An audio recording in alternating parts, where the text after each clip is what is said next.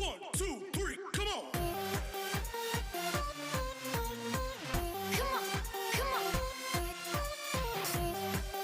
Hi everyone, Justme Norsky channel here. Ngayon po magluluto tayo ng adobong manok in my style. So, ayan. Alam ko may mga kanya-kanya tayong way sa pagluto ng adobo, 'di ba guys? So, ito po yung aking style in my chicken adobo. Diyan lang po kayo. Yan po yung ating mga sangkap. Ang aking na-dress na chicken. Ayan. Cut into pieces. Yung ating ricado. Garlic, ginger, shallot.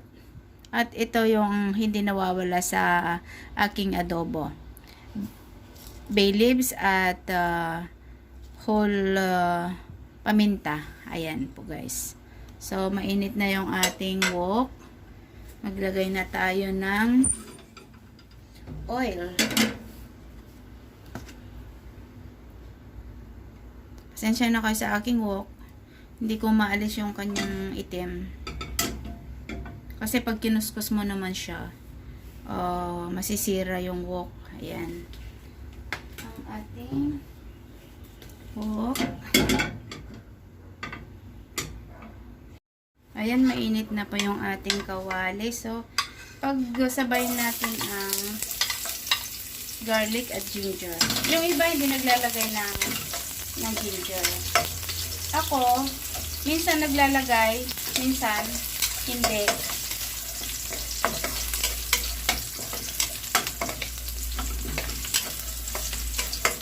Ayan. Hintayin natin siyang mag-brown. At lumabas yung kanyang amoy. Gusto ko kasi pag nagluto ako ng adobo, maraming ricado. Para dagdag aroma, di ba?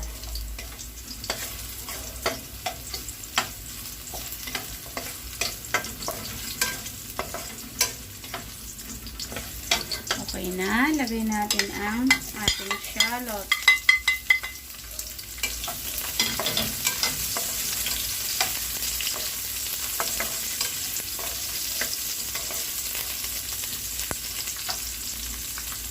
Iluto lang natin saglit.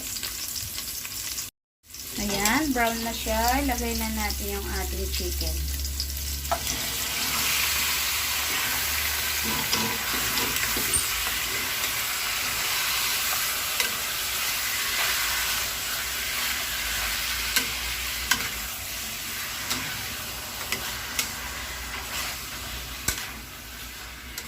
Igisa lang natin hanggang mag-change ang kulay at lumabas yung katas bago natin ilagay ang soy sauce at yung suka. Ang tawag doon, sangkutsa. Yan, sangkutsa muna natin yung ating chicken. Palabasin muna natin yung katas.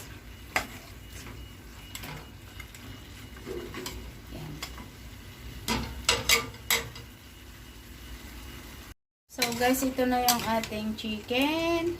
Actually, marami pa siyang katas pero okay na yan. Dahil hindi na natin siya lalagyan ng tubig. Pagkalagay na, ayan, lagay na natin ang buong paminta at bay leaves. Sabay natin ang soy sauce.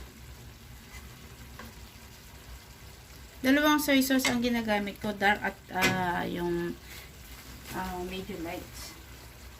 Gusto ko kasi sa adobo yung darker. Ito yung aking silver swan. Yan, kasi yan hindi masyado madark. Yan. Then lagay ko na rin ang suka. Sabay-sabay na natin. Mix ko lang. Kasi once na nilagay ko yung suka, hindi ko pwede siyang i-mix. Yan. So, nice color. At lagay natin si Mr. Suka. Vinegar. Yan. More vinegar. Yan. So, iluto natin siya hanggang lumambot na yung ating karne. Ang ating chicken. Takpan na po natin. And let's proceed to our dinengdeng.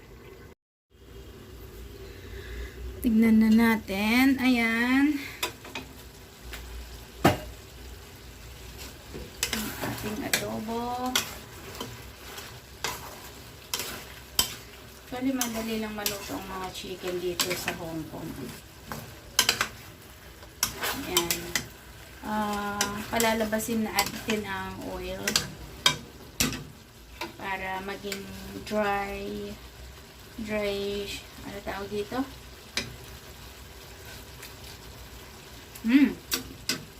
Nice. Siyempre, hindi mawawala yung bechin. Though masarap na. Pero, tayong mga Pilipino, hindi kompleto ang ating recipe nang walang bechin. I think I need to add some more vinegar. Hindi ko na feel ang vinegar. Luto na yung karne. Ayan. Hindi more. Yan, lutuin natin hanggang lumabas yung mantika niya. Dry adobo. 'Di ba? Tinatawag na adobo sa mantika. So, let's simmer it for another maybe 10 minutes and it will be ready. Check na natin. Ayan, luto na yung ating adobo. Ayan guys, lumabas na ang kanyang oil. So, luto na siya.